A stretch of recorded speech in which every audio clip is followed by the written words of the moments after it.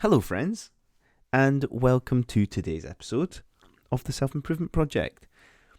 I genuinely feel like it's been about 3 weeks since I sat down to record an episode, and I feel like I wrote quite a candid piece yesterday in my Sunday Thoughts newsletter about the guilt that comes with that, but also just accepting that is how it is now. That is how it comes. I was also pondering, I don't actually listen to many podcasts anymore. I feel like my era of that is over. It was a different stage of life. But do you ever feel like because I felt like this when you listen to podcasts, but they release too many and you feel like you're falling behind. Even doing one a week, thinking about potentially how much you ingest on the internet, even once a week is quite a lot, right? So hopefully my intention and perspective behind this is that when I release a podcast episode, it is of such high value and thought for you that you can sit on it for weeks. And if not, you can go back and revisit some previous thoughts from previous years, see how the perspective changes as well. I do love how my goal with this podcast is that all of the views should be pretty timeless. All that's evolving is my experience and perspective over time. Now, today I want to riff a little bit more on living fully. I did an episode a few weeks about it. I've written a little bit about it. I feel like it's an emerging theme of 2025. So, like I say, I've written down some thoughts. I'm going to share some of those with you, and I might come up with some more as we go. So, if you have any thoughts on living fully that you want to share with me, anything potentially experience-wise or perspective-wise that you feel I could build on, it could be something that in 2025 I look a little bit more into. So, with living fully, this definitely is the next layer of doing what makes you feel alive. Now, I've used that phrase a lot over the last year or so. And it's not from an adrenaline junkie perspective. It's from making sure we don't miss out. Making sure that we prioritize the things that make life worth living. Sometimes doing nothing and that bringing you peace can make you feel alive, for instance. When it comes to living fully, I think a common desire for a lot of us is we want more control, we want more freedom. This is a trend that in the 2020s, maybe late 2010s, has become a thing. Freedom, autonomy over time, etc. I find this can be overwhelming. I find that too much choice can lead to a little bit of spiraling, a little bit of lack of prioritization, and actually missing out more on life because you're so worried about all the choices and decisions you have to make. Living fully is doing a lot of things with other people, not doing it solo, not doing it by yourself. A lot of our best experiences are shared experiences. We learn a lot from others who are at different stages of life, those who are walking the same path as us, who are able to share invaluable insights that help us along the way. Living fully is about not letting life pass us by. It's about making sure that we capture the moments that matter and stop worrying and thinking about the next thing. I believe living fully requires depth. Depth requires years of sacrifice, not years of planning. I feel like the planning of living fully should be instinctive, intuitive, but accepting of the fact that it takes years. The word sacrifice should come from a place of love and not a place of punishment. You want to choose what you sacrifice. When you choose something, you're voting for a certain type of life. You're choosing to live a certain type of life more fully than the rest. And when you do that, you're leaving other types of life behind.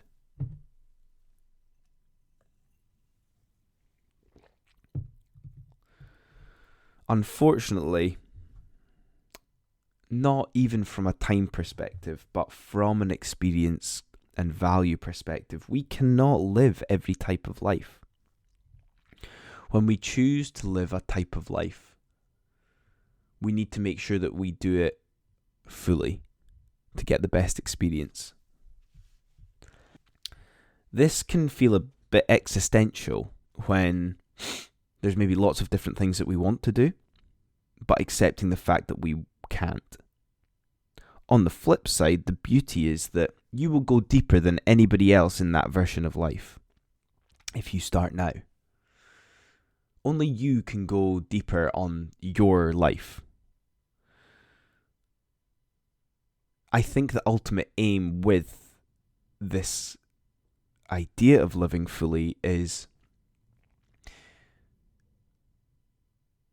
it should initially upset you, but over time you become fully accepting of the fact that you will never have enough time to live to the depths that you want. I feel that this, from a creative perspective, there is such a joy in creating and going in the depths of things that you know you won't create everything that you were meant to. You will not even experience the adulation of respect, even maybe in your lifetime. It might even be once you're dead that people admire everything that you did beforehand. But there is a joy in creating, knowing that you will never create everything that you want to. Adds part of the joy to it.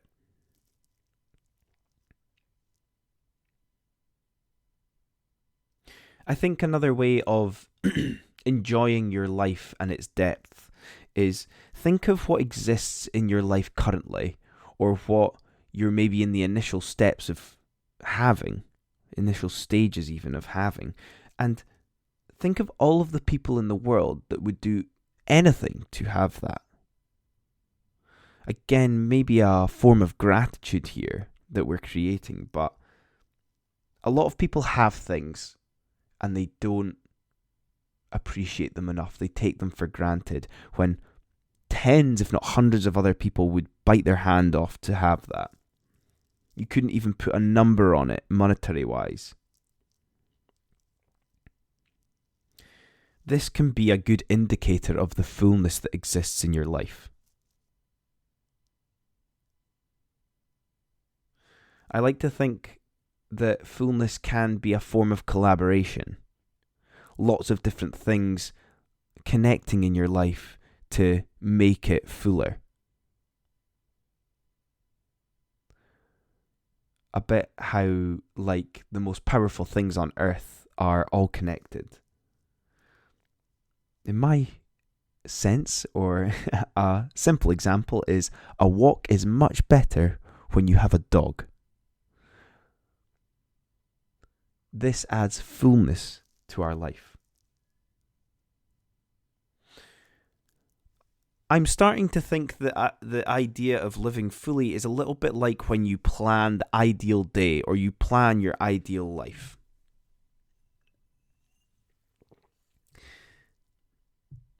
It's a exercise that you can use to inspire you. The beautiful thing is that it's already in front of you. And when you get a sense of the possibility that exists, how it's within reach, nothing can stop you from running towards it. It's almost like it overrides your mind and you will do anything to have it.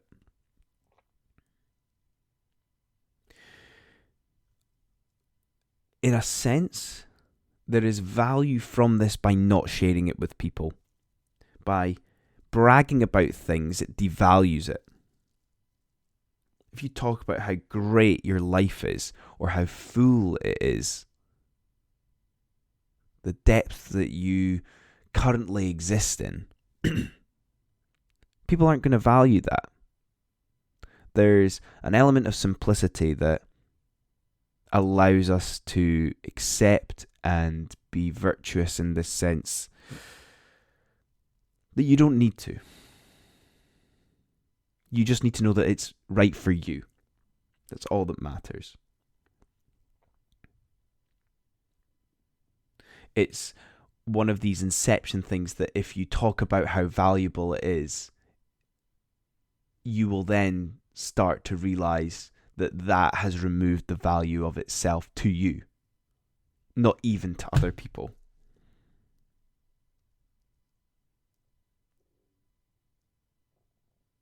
The important thing is that you see that glimmer of possibility. Personally, I feel with and without intention at points, I've been running towards what I have now for about 9 years. There's always going to be things that change and you need to pivot when things come up. You need to be open to the possibilities that are being presented to you. But that's what adds to the fullness. The years add to the fullness. The experiences, the reflections add to all of this. And as I mentioned at the start, you can't let it pass you by, especially as things change and evolve, including your perspective, what you value. One of the most beautiful cycles in life is when you come back to the start and you realize that everything that you have is what you wanted at the start, and you still value it. You have that piece of the value that you've created in your life. And you know that you're not going to let that pass you by. Like I say, you want it to last forever, even though that you know that it won't. You have to remember why you started to look for a fuller life, a life more full in the first place. Again, a form of gratitude here, but it'll re-add or reinforce the value that you once had put upon it, and it'll humble you. There is nothing more beautiful in life than the simple cycle of desire and then having it and then realizing how great it is to you personally. Guys, I'm going to close there. Those thoughts around living fully. Again, maybe just the next layer of the onion. But I hope you enjoyed that, and it's been wonderful speaking to you again. And until next time, thanks again for listening. Cheers.